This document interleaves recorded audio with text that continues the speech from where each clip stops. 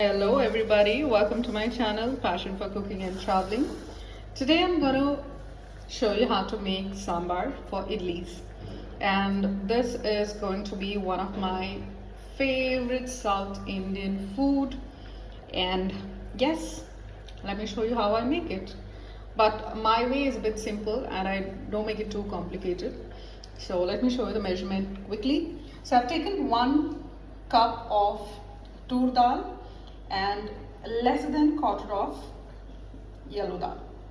Okay, so I mix both of these two always whenever I make sambars, and the measurement is absolutely your choice. So whichever cup you're taking, ensure for whatever quantity you're making. So I'm making for a good three, three of them who can have this sambar with it, right? And 1 onion and a bit of garlic. You can use everything, whatever I've kept in there too, but I'm gonna use half of it. Okay, I have washed the dals and I have left it to boil here.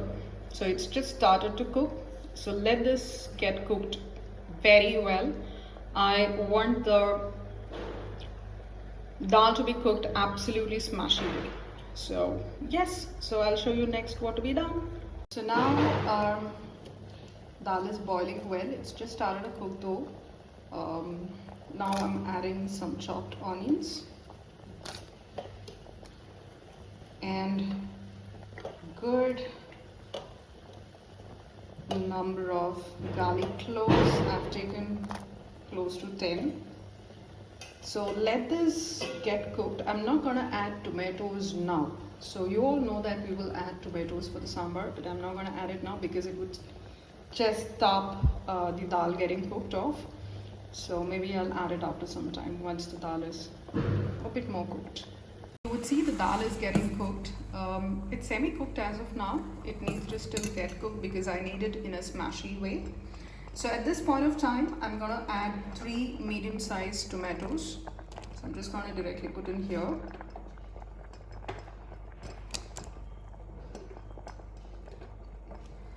If you really like the tangy taste, you can add more of tomatoes. So I prefer to add at least 3 to 4 tomatoes medium size for this quantity, and 2 green chilies. Okay, so now let this get cooked. I'm also going to add some oil, just 1 spoon of oil, and turmeric a bit. So this will help to get all of these ingredients cooked a little more quick. So I'm just going to leave it aside again here for these tomatoes, dal, chilies, garlic, onions, everything to get cooked well. On the other end, we're going to make some garnishing powder for the sambar. Okay, so I wouldn't say it's a powder or something as such, just that to enhance the taste of the sambar I would be doing this. So I'm going to take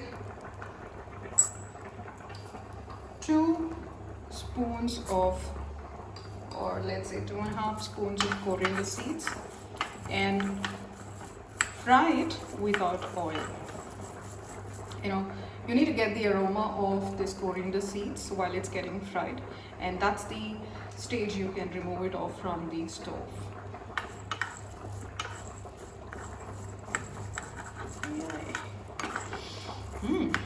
It's amazing, and you would love this aroma in the sambar. Okay, I can vouch for it. So, and I have kept it in a low flame. I prefer to be frying all of these ingredients in a low flame so that it doesn't get actually over fried. See, now I can actually feel the aroma of it. So I'm going to keep this aside. I'm going to take some 2 dry chilies and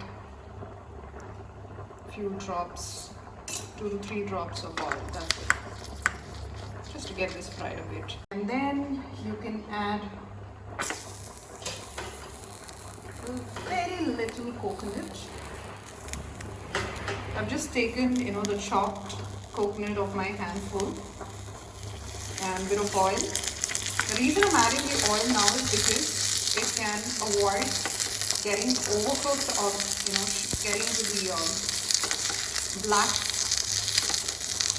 charcoal mode. I can avoid that. And I don't want these to be overcooked as well. I'm just trying to get that a light flavor of raw as well as fried.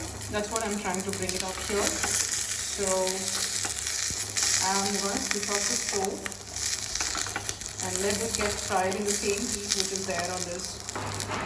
See? Yeah. That's it, I wondered. Done. On the other end, dal is almost getting cooked. Just that it needs to come into a smashy, consistency. That's it. But it's almost done. Let this get cooked for another 5 more minutes. So meanwhile, I'm gonna get this powder done. So the fried red chili, just 2 of it, and the coriander seeds, what we fried, along with coconut. I am just going to get this crushed, not completely grind, just a crushy kind. I will tell you how it would look post my grinding. So this is the consistent I would need. This coconut, red chilies and the coriander seeds. I don't want these to be too grinded as such. This should be enough. So the dal is completely cooked over here and I'm smashing it here. So this is how I smash the dal, and so that it's all coming into the right smashy consistency. So I'm doing this, and on the other end here I've kept some boiling water and I'm gonna add the green pumpkins just to get cooked a bit, and then we can add it in our dal so that it can cook along with the dal and the sambar. So here it is, and I'm gonna add some salt. I'm gonna add salt for sambar right now, so that if needed, probably we can add it more later. So these green pumpkins are almost cooked, and it gets cooked pretty fast. So just cooking it in 5 minutes, high flame should be more than enough.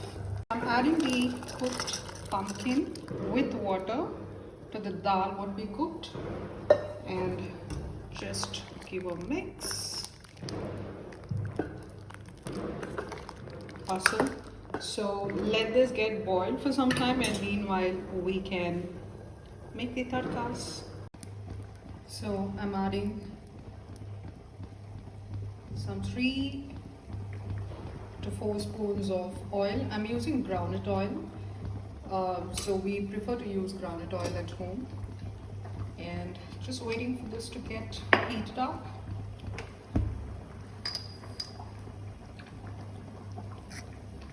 And I'm adding some mustard seeds, and let's wait for this to spill. I'm adding onions.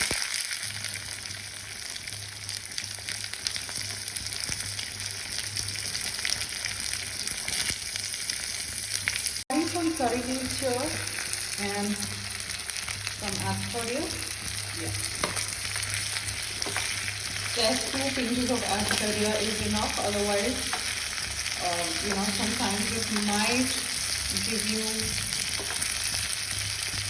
not a great taste if it's more. So it's better that you add maybe 2 pinches or the proper spoon. That's the max you could use. So here it's boiling well, so I am going to add the sambar powder. So I'm going to add 1.5 spoon of sambar powder because this is a bit spicy. So I want the spice, the tanginess, everything to be perfect. So I'm using just 1.5 spoon. So I'm just giving a mix. Why am I adding at this point of stage? Because I want the aroma to stay for a longer time, and I have always noticed if I have added the sambar powder a bit earlier, it kind of loses that natural aroma of sambar. So I prefer to use the sambar powder at this stage. And on the other end, the onions are also pretty well fried. Adding the fried onions. So give a mix. And now at this stage, let's add the grinded coconut, coriander seeds, and the red chilies. Okay, and let's give a mix. So our sambar is almost ready. So I'm also going to add some tamarind juice now. I've taken a half lemon size of tamarind. I have added some warm water and made the tamarind juice here, which I'm adding it now. And post which, please check the consistency or the thickness of sambar. You may need it. So you need it a little more watery. You can add some more water and try to adjust all the spices and possible things what's needed for the sambar. But for me, this consistency is perfectly fine for idlis. And I'm done. So sambar is ready. And I'm adding finely garnished coriander leaves. Giving out a last mix and just allowing it to boil. Just one quick boil. And I'm done with sambar. So please do try this recipe and let me know how it tastes. And do not forget to support me. I would need all your support. Please like and subscribe my channel. And also do share it to your friends. And in my next video, I would let you all know how do I make the soft idlis. And it's all homemade. So I would probably post that video as soon as possible. Thank you.